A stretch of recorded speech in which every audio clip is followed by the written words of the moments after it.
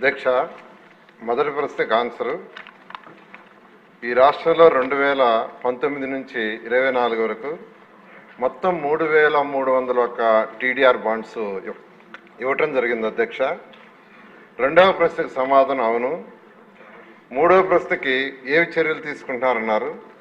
దానికి departmental enquiry మరియు ACB enquiry వేస్తున్నాం. ఏసీబీ రిపోర్ట్ రావాలి. రిపోర్ట్ రాగానే దాని మీద యాక్షన్ తీసుకోవడం జరుగుతుంది. ఆల్రెడీ తణుకులో అయితే 3 ఆఫీసులను కూడా సస్పెండ్ చేయడం జరిగింది అధ్యక్ష. రాధాకృష్ణ గారు. ధన్యవాదాలు అధ్యక్ష. మంత్రి గారు ఇచ్చినటువంటి డీటెయిల్స్కి సంబంధించి టీడీఆర్ బాండ్లకు సంబంధించి ఆ రోజు చంద్రబాబు నాయుడు గారు ఈ టీడీఆర్లను ప్రవేశపెట్టింది ఒక సదుద్దేశంతో రాష్ట్రంలో అర్బన్ డెవలప్మెంట్కి సంబంధించి విస్తరణ పనుల్లో ఉపయోగపడుతుందనే ఉద్దేశంతో ఆ రోజు ప్రవేశపెడితే 2014 నుంచి 19 వరకు కూడా గౌరవ మంత్రివర్యులు నారాయణ గారే ఆ రోజు కూడా మంత్రిగా ఉన్నారు. 14 నుంచి 19 వరకు ఈ రాష్ట్ర వ్యాప్తంగా ఎన్ని టీడీఆర్ బాండ్లు ఇష్యూ చేశారు. ఈ 2019 నుంచి 24 వరకు రాష్ట్ర వ్యాప్తంగా ఇష్యూ చేసినటువంటి టీడీఆర్ బాండ్లు 3301 బాండ్లు ఇష్యూ చేశామని చెప్పారు. ఇది కంపేర్ చేస్తే ఫిగరు ఇంత పెద్ద ఎత్తున బాండ్లు ఇష్యూ చేయడంలో వెనుకున్నటువంటి ఆలోచన ఈరోజు మనందరం కూడా చూస్తే రాష్ట్ర వ్యాప్తంగా విశాఖపట్నం నుంచి తీసుకుంటే కాకినాడ, రాజమండ్రి, తణుకు, విజయవాడ, గుంటూరు, నెల్లూరు, తిరుపతి, ఈ విధంగా ఈ చివరి నుంచి ఆ చివరి వరకు అందులేదు ఇందులేదు అందులేదు ఎందెందు వెతికినా టీడీఆర్ బాండ్ల స్కామ్లే. ఈరోజు దీని వెనుకున్నటువంటి వ్యక్తులు ఎవరనేది మనందరికీ కూడా రాష్ట్ర వ్యాప్తంగా కూడా తెలుసు. ఈరోజు దీనికి సంబంధించి మనందరం కూడా చూస్తే 2019 నుంచి 24 వరకు వైఎస్ఆర్ కాంగ్రెస్ పార్టీ పరిపాలనలో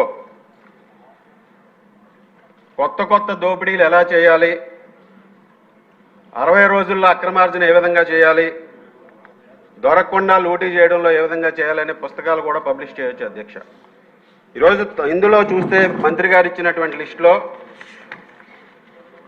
అత్యధికంగా తణుకు పురపాలక సంఘంలో 61 బాండ్లు ఇష్యూ చేసి 1,48,439 స్క్వేర్ మీటర్స్ గాను 36 ఎకరాలు సేకరించారు.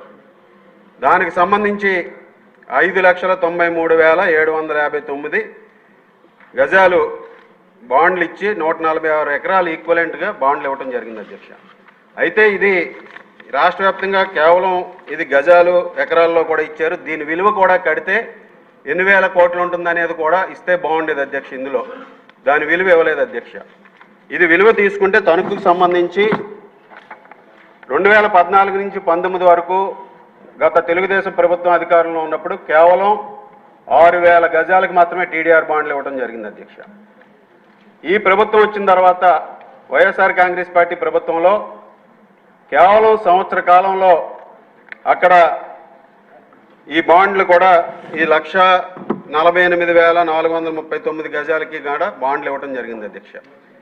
దీంట్లో చూస్తే ఒకసారి మనందరం కూడా చూస్తే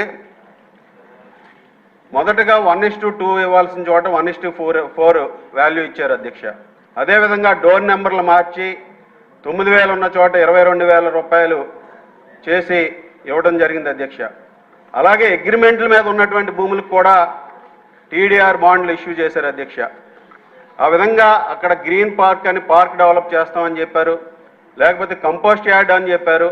ఈ విధంగా రకరకాల స్కీముల్లో చేసుకుని అదేవిధంగా జగనన్న కాలనీ అని చెప్పి జగనన్న కాలనీ పేరుతో ఒక 25 కోట్ల బాండ్లు ఇష్యూ చేశారు అధ్యక్ష. ఇవన్నీ కూడా చూస్తే మంత్రి గారు చెప్పారు అధ్యక్ష, దీనిలో అప్పుడు ఉన్నటువంటి కమిషనర్ని, టౌన్ ప్లానింగ్ అధికారులని సస్పెండ్ చేశారు అని చెప్పేసి. కానీ తణుకు మున్సిపాలిటీలో కౌన్సిల్ లేనటువంటి సందర్భంలో ఈ టీడీఆర్ బాండ్లు ఇష్యూ చేశారు. అంటే దీని మేరకు ఉన్నటువంటి సూత్రధారులు ఎవరనేది ప్రభుత్వం ఏదైనా కనుక్కుందా? కేవలం పాత్రదారుల మీద చర్యలు తీసుకుని ఆ రోజు కమిషనర్ గారు దళిత వర్గానికి చెందినటువంటి కమిషనర్ గారు బలైపోయారు. టౌన్ ప్లానింగ్ అధికారులు బలి అయిపోయారు. కానీ దీని వెనక ఉన్నటువంటి సూత్రధారుల పాత్ర మీద ఏదైనా ఏసీబీ ఎంక్వైరీ చేసిందా? చేస్తే దాని వివరాలు ఏదైనా మన దగ్గర ఉన్నాయా?